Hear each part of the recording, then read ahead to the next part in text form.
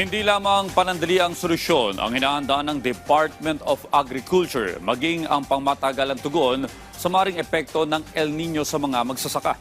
Kabilang sa tulong na ibibigay ng kagawaran ang Quick Response Fund para sa mga fertilizer ng mga magsasaka.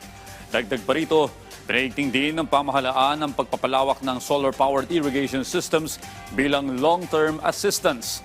Samantala, tuloy-tuloy din ang toll-free exemption ng mga truck na nag-aangkat ng agricultural products kung saan mahigit 2,000 trucks na ang may active certificate.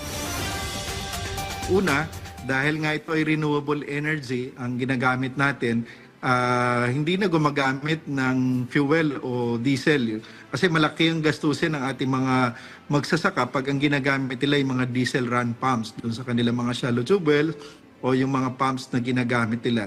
Ganon din, dahil nga El Nino, pwede nating magamit ito, ma-distribute, lalo na dun sa mga areas na maganda at sustainable yung ating mga groundwater at saka yung mga surface water natin. At ito ay napatunayan na very effective pag ganitong panahon na meron tayong severe o talaga matinding El Nino.